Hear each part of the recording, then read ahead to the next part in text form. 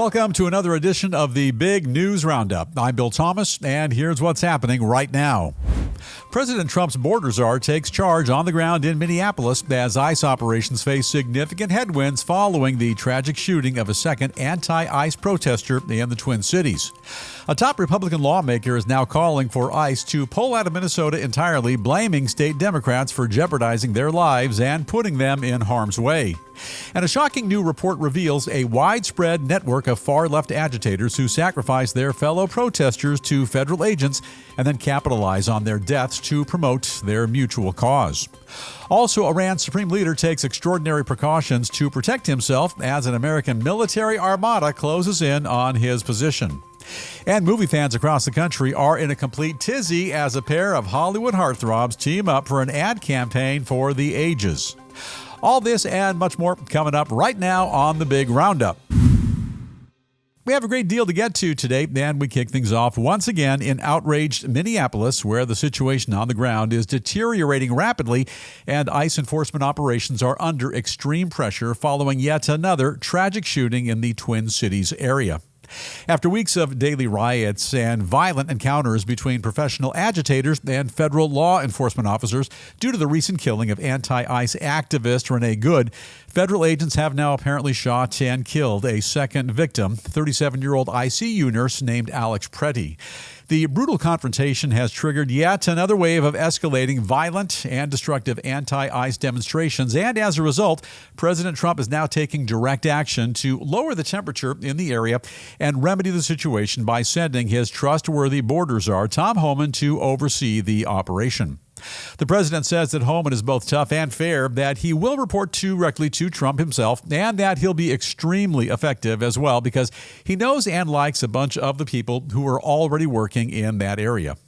In the meantime, a number of lawmakers are beginning to single out Homeland Security Secretary Kristi Noem as a scapegoat and blaming her for allowing ICE operations in the Twin Cities to spiral completely out of control.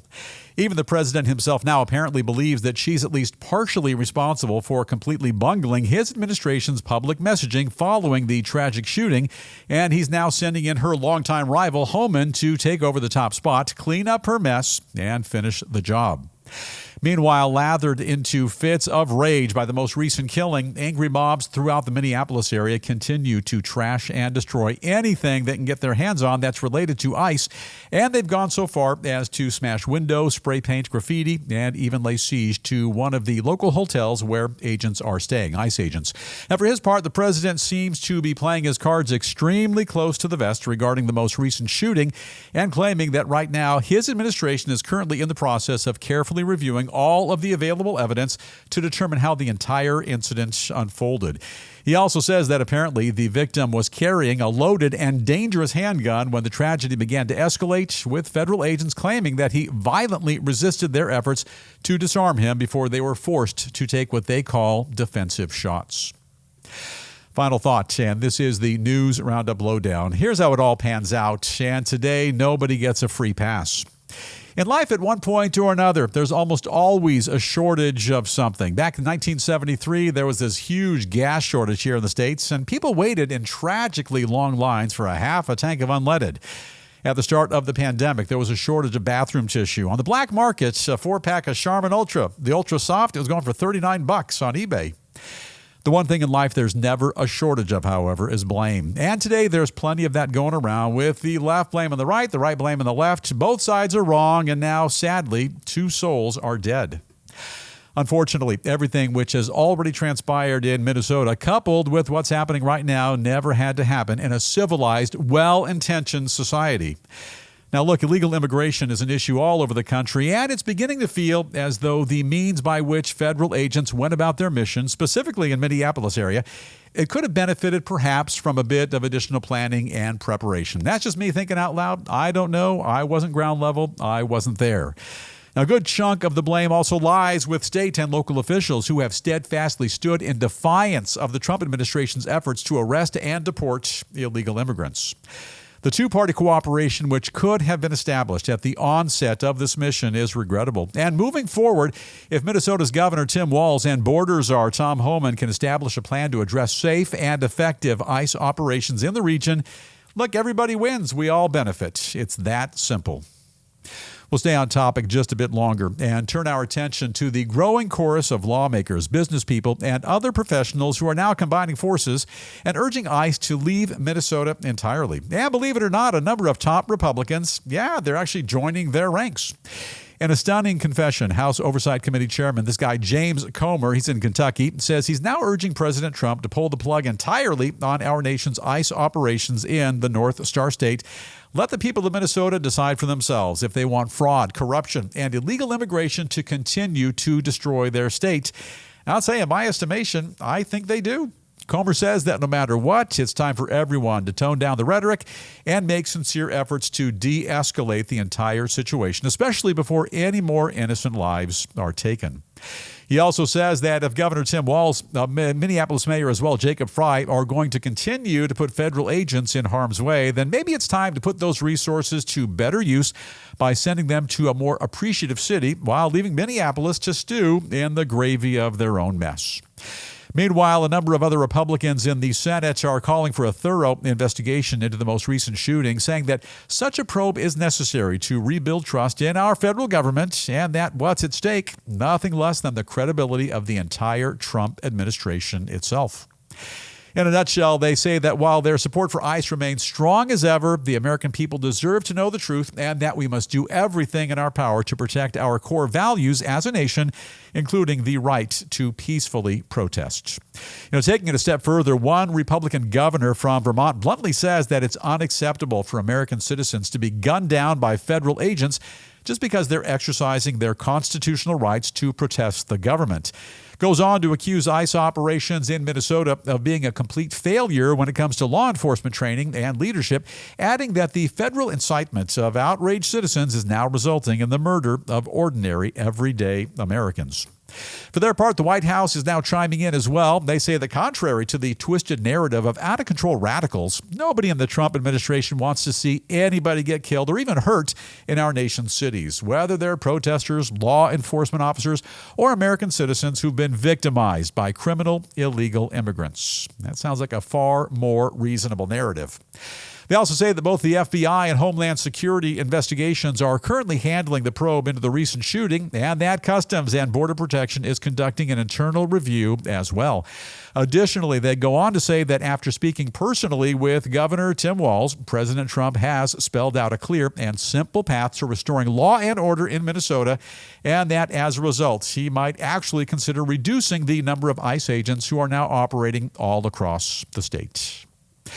Final thought, and this is the News Roundup Lowdown. Everything right now that's happening in Minneapolis kind of feels like a war between the state and the Fed, and nobody wants or needs this. You've got ICE agents assigned a very specific mission: find illegal immigrants, take those individuals into custody, and in time participate in the deportation process. That's the meat and potatoes of the operation, which is lawful, it's reasonable, and by most accounts, it's fair. Those ICE agents have unfortunately been met with a great deal of unwarranted opposition from the state. Governor Tim Walz, Congresswoman Ilhan Omar, Minneapolis Mayor Jacob Frey as well, and a number of others are encouraging people to protest. Now, some of those protesters, they've gone too far. And now a federal mission has turned into chaos, crime, violence, and another deadly shooting over the weekend. And this never had to happen. At this point, clearly, an immovable object is facing an unstoppable force, and it's anyone's guess as to what happens next. The Trump administration cannot simply tell federal agents to stand down, bail out, call it a day, as that would appear to show weak leadership and a failed mission. Now, on the other hand, Walz, Omar, Frey, and other leaders, they'll never tell protesters to be still, go home, keep quiet, and stand idly by. Well, this would clearly show Minnesota leadership to be tragically ineffective. Well, they are, in fact, ineffective, but they don't want to show their cards. At the very least, it's a step in the right direction that President Trump and the Minnesota governor have acknowledged that they're working together to scale down the surge of ICE efforts in the region. But regardless of what happens next, it'll never bring back two individuals who have died in this battle. And make no mistake, it is a battle. Switch things up now just a bit. Got to shift our focus to the widespread and deliberate coordination of anti-ICE efforts in the Twin Cities area, which bears a large responsibility for putting a number of unsuspecting agitators directly in harm's way. According to new reports, a sophisticated network of separate and distinct radical left organizations are now combining their resources and working together, all in order to intentionally disrupt ICE operations throughout the entire Minneapolis area.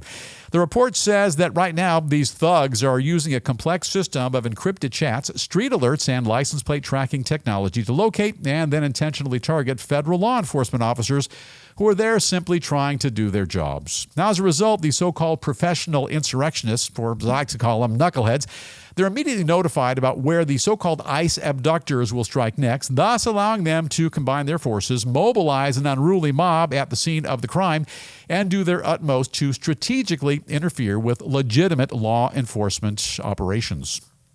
Now, the reports go on to claim that because of this growing collusion, a significant number of left-wing radicals were already waiting anxiously and preparing to create an absolute ruckus at the scene of a reported criminal arrest when ICE agents eventually confronted and shot to death 37-year-old protester Alex Preddy.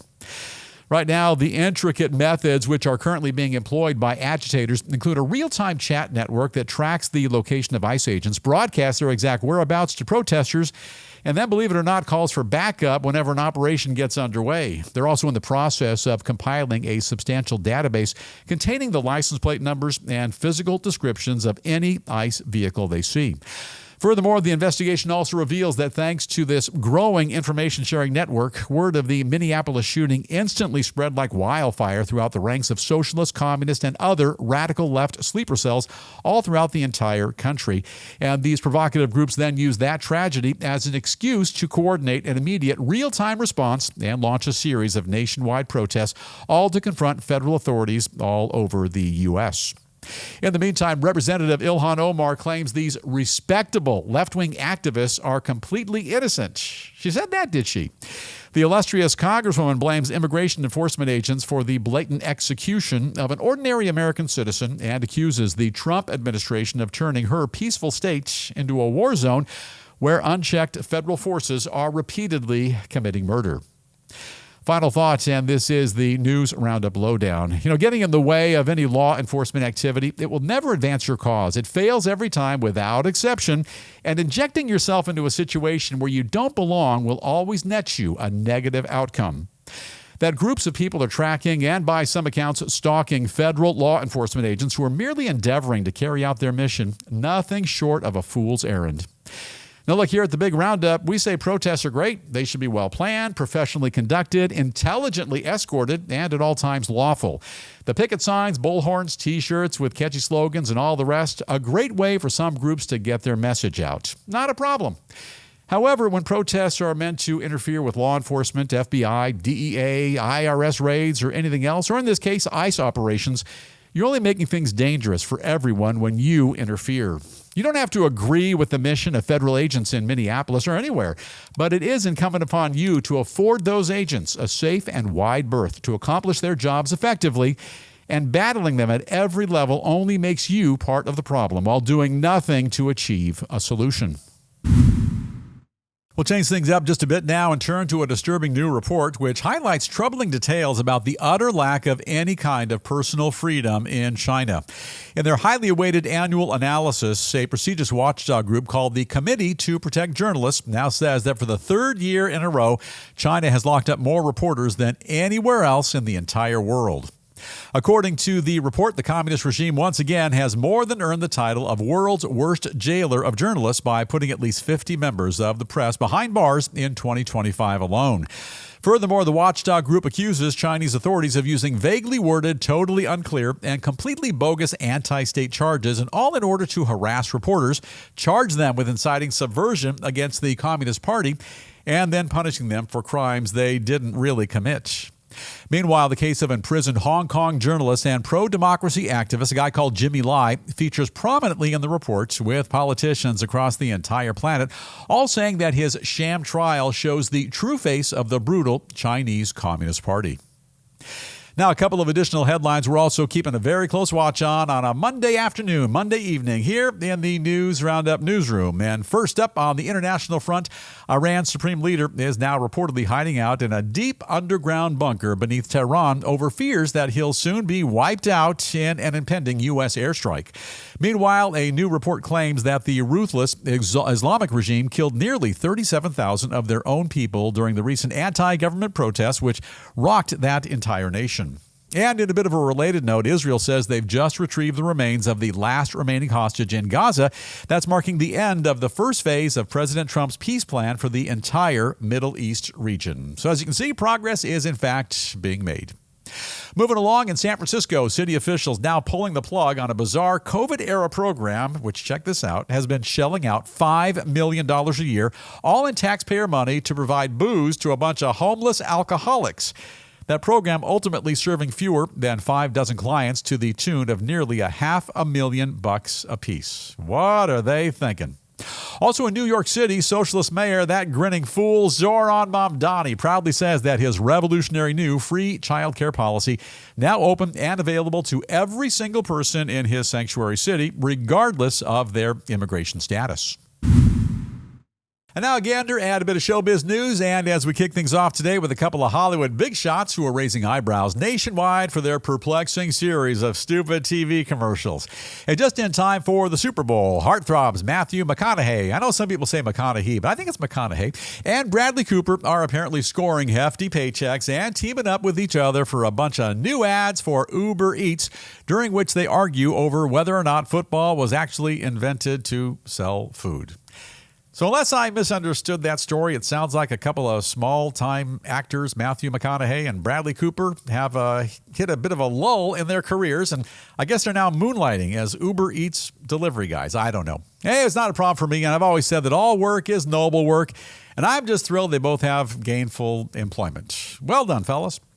And in a bit of a shocking music news from the Las Vegas sphere, for the first time in half a century, the legendary rock band The Eagles forced to play a gig without guitarist Joe Walsh after their longtime bandmate came down with a bad case of the flu. Well, this is weird. How can you fly like an eagle when the lead eagle is in the sick bay? Also, what kind of self-respecting virus would plant itself in Joe Walsh's body? That's dangerous. And not for the rock star, but for the virus. I know that Joe Walsh guy.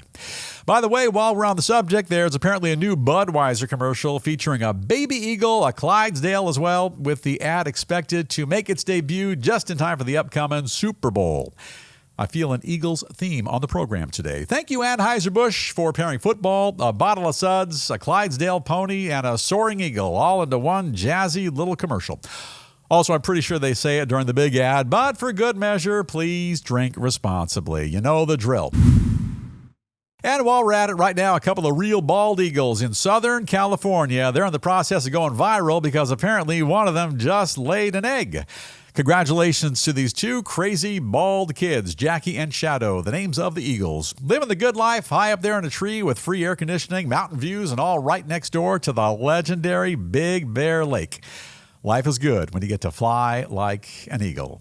And with that, it's time for us to call it a wrap on the Big News Roundups. Have an awesome day today. Stay safe. And if you haven't done so already, it's right there. Don't forget to hit that subscribe button. With that, we're going to dim the lights, gently fade to black, and we'll see you right back here next time for another episode of the Big News Roundup.